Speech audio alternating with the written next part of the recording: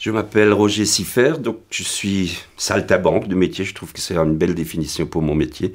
Mais je suis un peu frustré parce que j'avais deux rêves dans ma vie. Je voulais être danseur de tango et majorette pour faire du twirling bâton.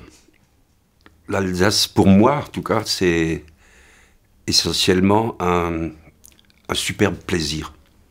C'est un plaisir du plus avec cette langue, un plaisir que un monolingue ne peut pas avoir. Un plaisir gourmand, parce que c'est une langue qui a une telle saveur, qui a une telle force dans les mots, que ce n'est pas comparable ni avec le français, ni avec l'allemand, ni avec d'autres langues d'ailleurs, parce qu'il y a des choses qui sont absolument énormes. Ils sont énormes dans l'image que la langue donne, ils sont énormes dans la philosophie qui est derrière les mots.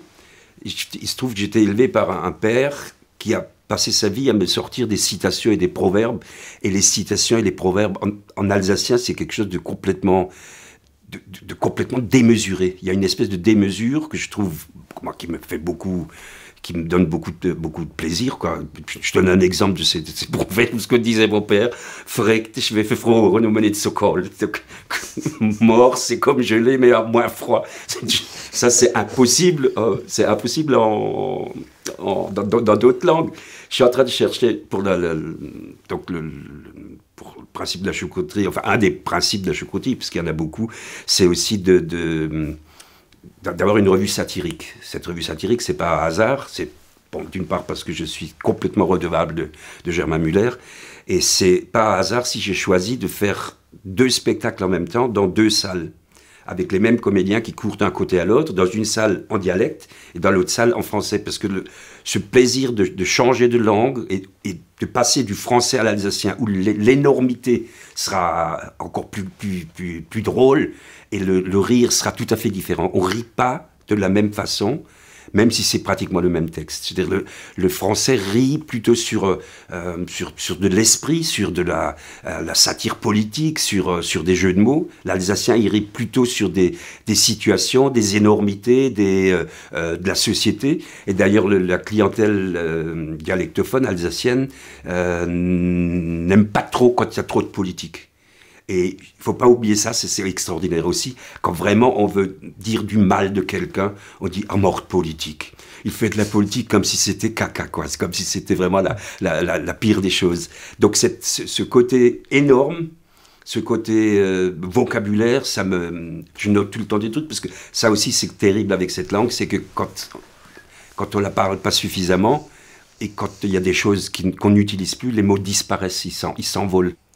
Ben, ce que j'ai essayé de transmettre, c'est que ben ça, j'ai fait une chanson là-dessus aussi, où je donne la recette de la choucroute, et ça finit avec une voix d'une fipette qui dit ah, ça c'est chic, tu peux tremper la choucroute dans le café au lait le matin, et il y a des gens qui croient qu'on mange de la choucroute tout le temps. Je veux dire, c'est ce genre d'image complètement obtus, ce genre d'image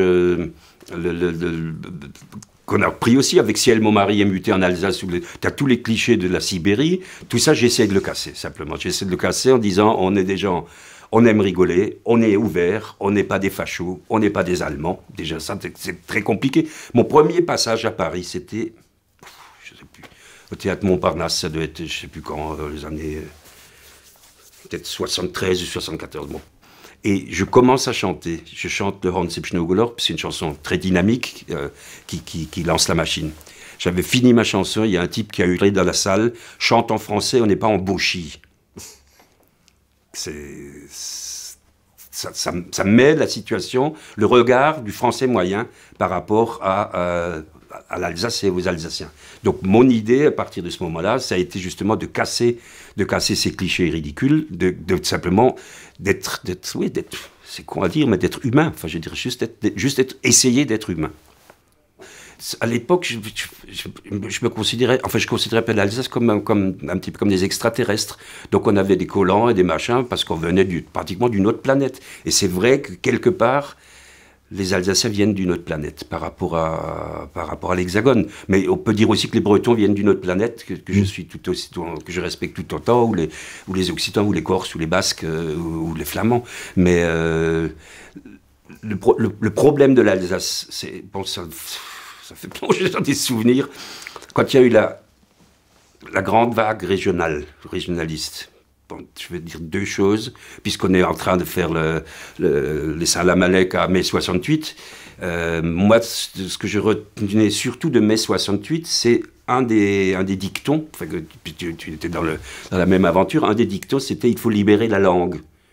Et c'était pas du tout dans une vision, c'était simplement une libération de la langue, mais c'est quand même pas un hasard si, après mai 68, en 69, 70, simultanément, comme des champignons, sont apparus des gens qui chantaient dans des langues régionales, mais sans aucun contact. Libé, avec le Brie, avait une page au milieu sur l'Occitanie. Et donc, sur cette page occitane, il donnait des infos des autres régions. Ça, c'était la première chose.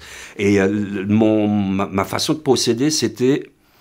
Nous ne sommes pas les etc. de la France. Parce que chaque fois qu'il y avait un papier sur les régions, il y avait breton, basque, occitan, etc. Mais il n'y avait jamais alsacien. Et donc j'ai écrit à tous les journaux, entre autres à Vassal, qui s'occupait de rock and folk à l'époque, en disant, et à Libé, en disant, je ne suis pas etc. de la France. Et à ce moment-là, ils ont commencé à s'intéresser un peu plus à ce qui se passe en Alsace et un peu plus à ne pas simplement dire ouais c'est des anciens boches ou je sais pas quoi, enfin les clichés qu'il y avait habituellement.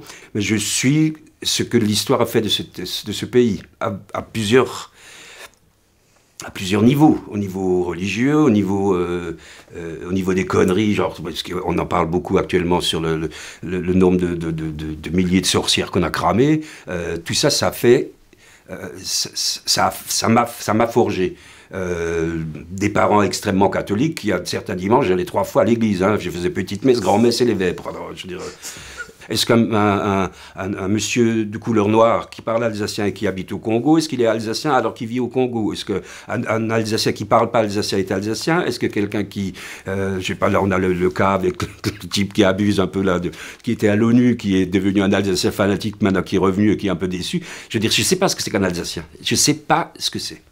C'est être quelque part rhénan, c'est être minimum de double culture.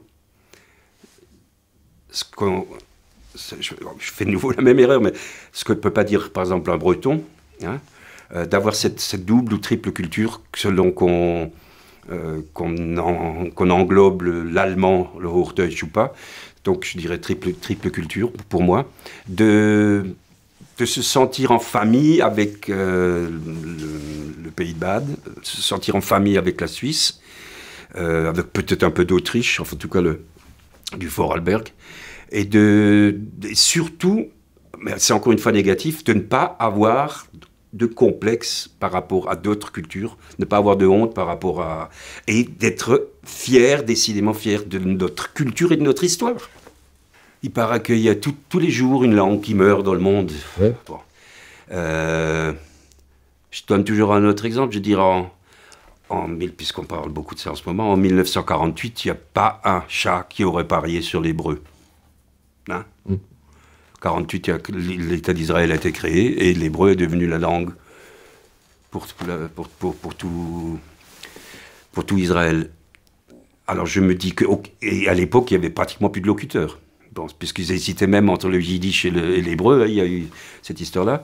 Alors je me dis, moi, parce que je suis plutôt un optimiste, je me dis, bon, ok, il y a 23%, mais qui sait si un jour l'alsacien ne sera pas la langue nationale pour toute l'Europe?